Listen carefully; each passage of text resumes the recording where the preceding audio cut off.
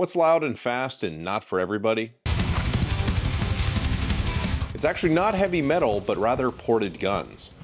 Bul Armory's 2024 lineup is moving the ball down the field with their Tac Pro series of ported guns, and I've been shooting Bul Armory SAS-2 pistols, which are basically 2011s for the past 3 years or so, and they really did pull out all the stops with these ones. Kind of makes you question all the other choices in the price point. Welcome back to the Humble Marksman channel. I'm David, and this is the Bul Armory Tac Pro in the 5-inch. They also make it in a 4 1/4 inch gun, which I've made a video on previously in last year's trim model you can check out here. But this is the 5-inch, and it has a V8 series of ports that you can kind of see there. This platform is basically ideal for the International Defensive Pistol Association type of practical shooting, so I shot it in 2 IDPA matches. I have over 1,000 rounds through the pistol and a pretty good feel for what it's like to live with the thing.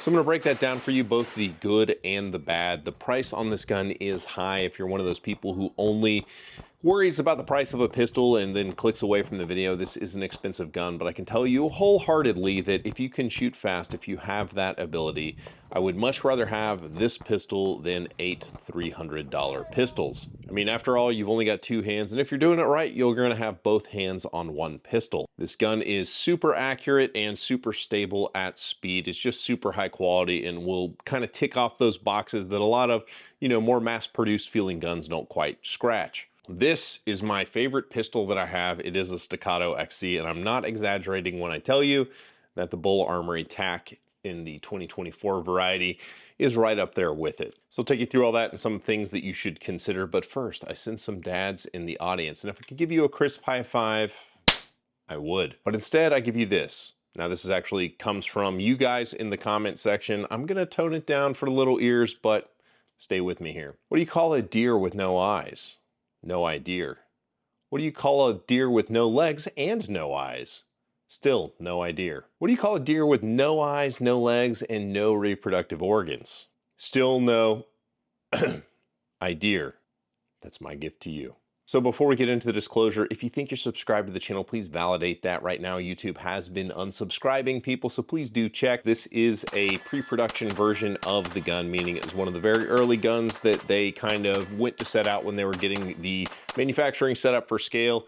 A lot of the footage that you'll see with this gun is using full power target ammunition because I did use it in a competitive context. A lot of people are going to see the muzzle not move at all and think, boy, you're using some kind of special low power ammunition. No, not at all.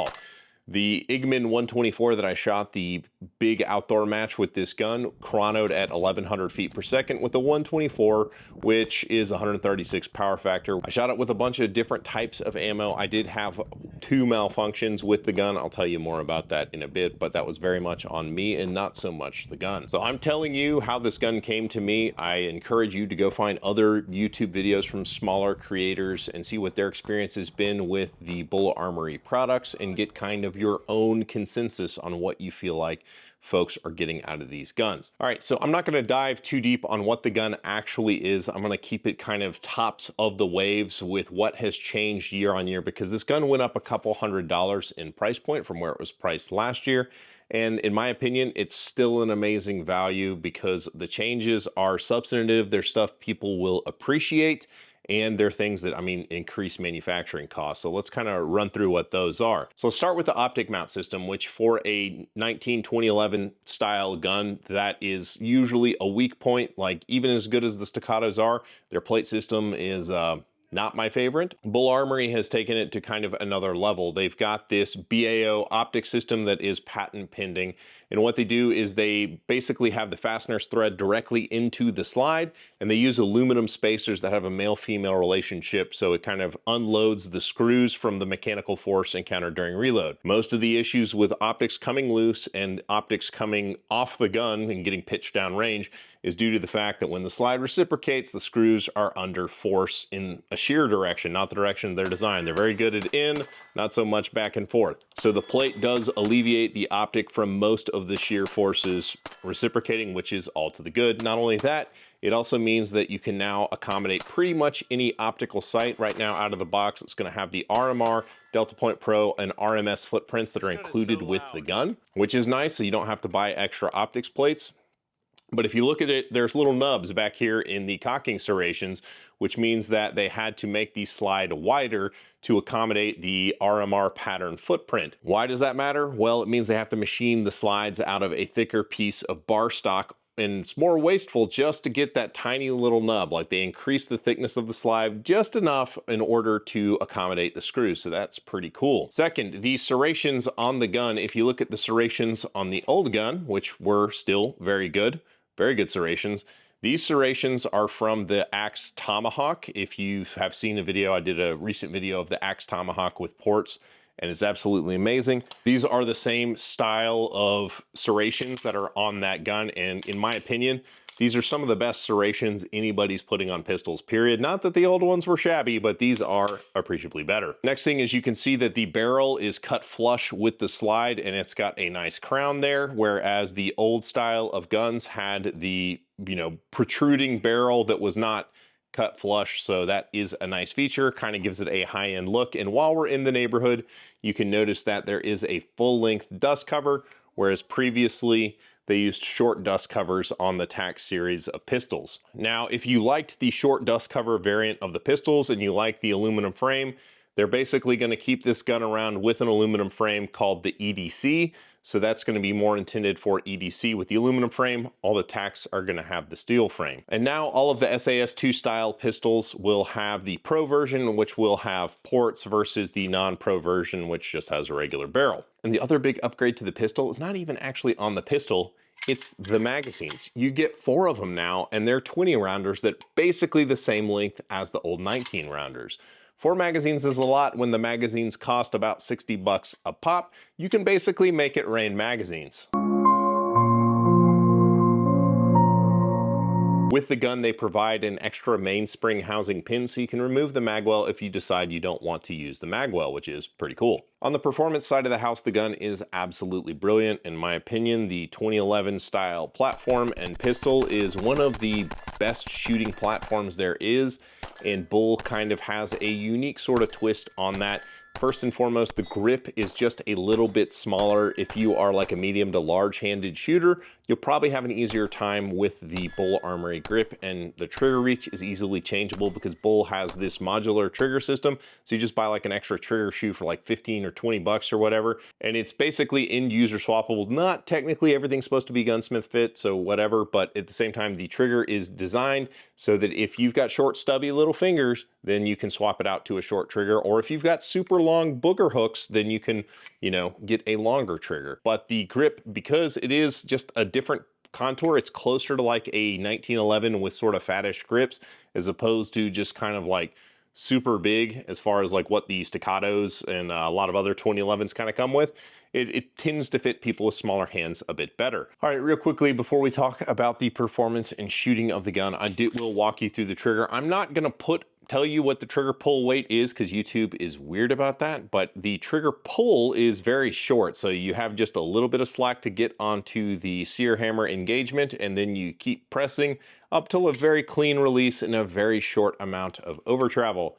The trigger is really well set up. Just generally speaking with this gun, the gun is really well set out of the box. If you're somebody who likes to gunsmith your own gun and put your spin on it so it works about 85% as well as the gun did out of the box, then this gun is going to be wildly frustrating for you because there's not much you can change about the gun to make it shoot better. Like, it's pretty much optimized out of the box. Some of y'all will consider that a negative, and I say you're being silly. Let's not overthink this, just enjoy the gun. So the trigger, while it's super precise, kind of matches with what's going on. The manual safeties are super clicky and precise, rock solid. They work as like platforms for your thumb when you're shooting. The mag catch is drilled and tapped if you decide you want a enlarged magazine button for your gun so you can drop mags unintentionally. It's all ready for you to do that. No, you're right. I'm sure your magazine button hasn't caused you to drop mags unintentionally, and it probably won't happen the more you shoot. For sure it won't. Almost sounds like I've done that before. The ports, as mentioned, are dumbing down the energy on the slide because basically the bullet is acting as a stop for the gas that's coming behind it. When it crosses the port, it makes the gas go up, which means that more of the gas is exiting through the ports. So what's coming out of the end of the muzzle is less, meaning that the force coming out of the barrel, which causes the slide to go backward, is less than, you know, what it would be otherwise. The springing for this gun, because if you have anything that is changing the amount of force coming out of the barrel, the springing has to be more or less calculated to work with a wide range of ammo. You can optimize for a very specific range, or you can have a broader range that doesn't perform as well. They've done a really good job nailing the setup to the point where I don't feel inclined to go test a bunch of different recoil springs. I think they got the formula pretty much ideally. Ammunition that ran between my 95 grain reloads at 1400 foot per second, my 115 grain reloads at about 1130 foot per second, 124 at 1100 foot per second. And I don't think I shot any of the heavy for caliber stuff now I think about it. That was my bad, y'all. But the gun was basically 100% reliable. So I did have 2 chokes on this gun when I was shooting. Once when I was testing reloads and I didn't get the length right on my 115s, and the other with my 95 grain projectiles. Now I shot about 500 of these 95 grains at 1400 foot per second. Makes the gun silly fun to shoot in like a laser beam at 100 yards. They're really fun to shoot. But the problem is they're super short, and I was pushing the gun to see how long it could go between lubrication. I was getting up closer to 1,000 rounds, and in the IDPA match, like, the oil was gone, and you know, the gun just kind of jammed the round on the feed ramp and wouldn't feed. I tapped it into battery and it was able to go. But that was the malfunction that I had. It's because I was playing with short ammo and I didn't lube the gun correctly. And that's going to be one of the drawbacks of a ported style gun, is the fact that it's introducing more heat and more gunk inside the gun, so you are going to have to clean it. I know some of you guys out there who like to breathe through your mouths are saying it's a modern pistol and shouldn't have to be babied and all this kind of stuff. And I'm going to keep it above the board and not throw anybody under the bus here, but it's Glock fans, that's who it is. And while that's obnoxious, they also have a point. Most modern guns can run dry and dirty, but most people who say that have not run up enough round count to see where they actually do fail, and they do. I promise. So that's one thing you're going to have to keep in mind with this gun, is that, you know, 2011s really need slide velocities to function well. So, I mean, a good rule of thumb is if I'm taking a gun to the range and I can't remember the last time that I oiled it, I'll oil it before I go to the range. Easy rule to live by. Basically costs no time and no money, so why not do it? From that point, after I got the gun cleaned up and lubed again, went another 500 rounds, then I cleaned it up again for the match that I shot it in just yesterday. So now I'm going to talk you through this match because it's a great way to talk about how the gun performs and how the gun handles. Now, if you really want to share this experience with me, just dump aloe all over yourself. Because I'm so committed to the dad game, I shot this early summer match in a tank top. When I started sweating, because it's hot in Texas, that's what it does here, got a sunburn. And so my wife, when asked to help put aloe on my back, put way too much. So we all smell like aloe now. So now that you're covered in aloe and I'm covered in aloe, let's get into it. Okay, so now that we're into it, why don't I just talk you through this match that I just shot. So the gun was exercised with a bunch of gun handling. This match was crazy and had a bunch of unloaded starts. There's basically a reload on every stage, sometimes two. And the traction is tested, the trigger is tested, everything is tested in this gun. And I can tell you it performed fantastically. The 5-inch 1911 or 2011 style pistol, in my opinion, is one of the nicest guns to shoot practically because there's enough grip to get all your fingers on, there's enough in the snout to manipulate the slide, and the guns are very nice shooting and very accurate. This gun absolutely was no exception. First, because it got up to 98 degrees and it felt like 108 because of all the rain we've had recently. The grip of the gun is fantastic. The checkering on the front and back strap is enough to bite into calloused gun guy hands as well as not tear up soft computer guy hands. It's just kind of a Goldilocks texture that keeps the gun planted. And you marry that with the traction that is on the grip panel. And even though I use grip enhancer when I compete, you almost don't need it because the panels are so grippy. The traction is very, very good. And most importantly is Bul Armory understands that right here is the most important part on the frame. The support hand side of the gun, where the heel of your thumb basically interfaces with it, that's where you control recoil. So they've given you amazing traction. Now, if you combine that traction with a gun that has not very much energy due to the ports, the gun doesn't really want to rotate at all, so it's incredibly stable at speed. One thing I found myself doing subconsciously between positions was putting the safety on and off, which is not really something you're supposed to do in practical shooting, but it's a safer way to practically shoot, so I didn't mind it at all. But the safeties on and off were fantastic. I didn't have any issue all day. The memory bump on the grip safety is big enough and pronounced enough that even when I was shooting with my support hand and strong hand only type stages, I had no issue making the gun go off. I know James Yeager doesn't believe me, but you know, There it is. Accuracy on the gun was fantastic. This was a match that required over 200 shots be fired, and only 19 of my shots didn't connect with the maximum point scoring zone. No threes or misses or anything like that, so the gun is plenty accurate, including some distant headshots that showed up in the match. This match had an absurd amount of unloaded table starts, so I got to manipulate the gun a lot. And the forward serrations not once had an issue. The reloads from the magwell does get banged up quite a bit with use. Only got 2 matches and, I don't know, 4 or 5 bouts of dry fire or so with it, and it got banged up. But I mean, all the reloads went well when I did my part. The gun, with its weight being at, you know, just right around 40 ounces with the magazine or whatever, is super pleasant. It's pretty ideal.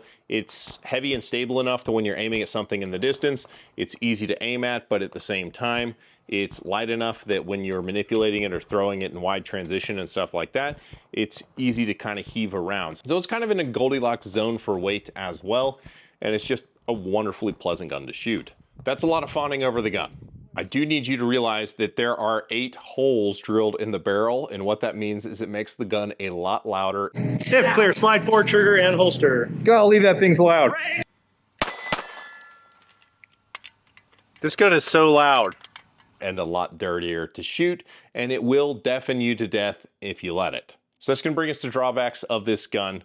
This gun is awesome, but. So one of the matches that I shot was an indoor IDPA match, and it got so bad when I was shooting this gun from behind it that I was like, you know what, I'm gonna go to my car and get my muffs and double plug because the gun is super loud. If you're somebody who shoots at an indoor range, have really good hearing pro and realize you're probably not making friends around you. The experience behind the gun is significantly louder than something with just like a compensator. I can't really tell you why that is, but I promise it is. Not a huge deal if you mostly shoot outdoors or take proper precaution indoors. I've shot this at an indoor range when I was getting zero, changing loads and stuff like that, and it's just fine. Just be aware of what you're getting into. We already talked about kind of the cleaning regimen and how it does make the gun dirty. You can see how dirty it is here. This gun was clean before I shot the match with it yesterday, and now, you know, you can see how dirty it got. Honestly, with the gun being like it is, I would probably take it to the range 2 or 3 more times before cleaning it.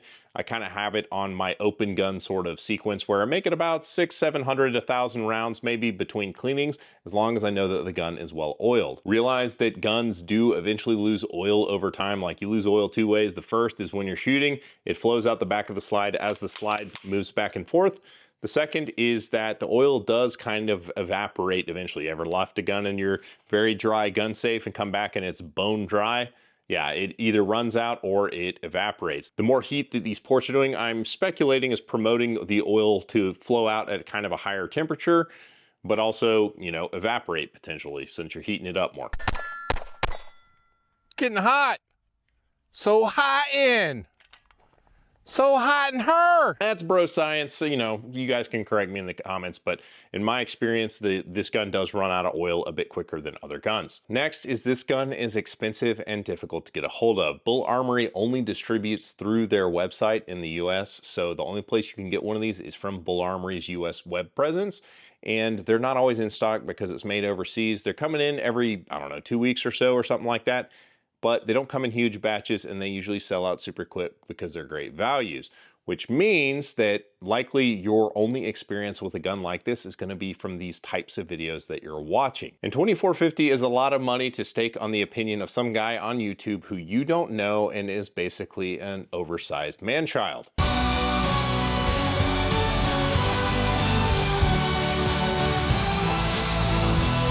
2 other things on the negative side of the house. Because of the ports, there is more gun smoke coming out of the barrel closer to the optic lens. This gun will smoke your optic much quicker. I found, depending on what kind of ammo you use, like we talk about, oh, that ammo's dirty, that actually makes a difference with a gun like this because it's putting the gun smoke up closer to that. So some ammo I was shooting would make the optic really dark around 200 rounds in, and it's not a big deal. You just kind of take a soft cloth and you wipe the front of the optic off and go on about your life. You can even let it get pretty nasty and that's still fine. And the other super petty thing that I have is when I was dry firing the gun, they have this magwell that has all these like hard lines on it. It's not like soft curves and stuff like other people's magwells. Is I kept, like when I was doing reload practice, I would keep hitting the point of where all of that geometry kind of comes together. And if you hit it hard enough, like it hurts your finger. I know, I told you it was silly. I suppose I could get better at reloading, but how you get better at reloading is practicing, and you know, I was jamming my finger on the magwell. And the final piece is that it is PVD coated. PVD is a good weapons finish, not great. Like staccatos are DLC coated, which I don't think they can do over in Israel. DLC is like one of the best weapons finishes. I love DLC. Silver DLC is like my new favorite. These are PVD, which is a good weapons finish, but at the same time, it marks up easily when it comes in contact with other metals. I've got a little silver line on this gun right here and one right here already, and this gun's only been in my possession for like a month or whatever. And this gun that is going in and out of like my carry safe each night and stuff like that, it's got lines kind of all over the finish. You can kind of see them all there. The finish is super robust. It's not rusting or anything like that. The finish isn't coming off from like repeated draws or anything. It's a fine finish.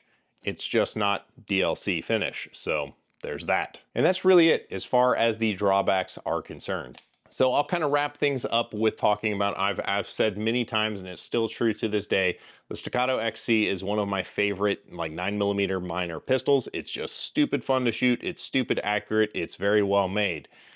The Bul Armory Tac Pro 5-inch in the 2024 trim is barking up that very same tree. The shooting experience is roughly the same. The quality, in my opinion, is just as good. I mean, there's going to be variance from sample to sample. Like this gun has a little bit of wiggle on slide to frame. This gun has like 0. But at the same time, my buddy's got one of these that is a rattle trap, and another buddy's got one of the old version of these that has like 0 movement as well. It's just the nature of a handmade item. But the difference is that this costs about $1,700 less than what this costs. And the only caveats sort of being there that it's louder, it makes the optic get dirtier faster, and it takes different magazines than the other 2011 platforms. But the Bul Armory Tac Pro 5-inch is easily one of my favorite guns now, so this gun is super awesome. It's going to be coming out in IDPA matches into the future. If IDPA isn't your thing and you'd like to try your hand at USPSA, you can check out this video I did on the Bul Armory Air, and that link is right here.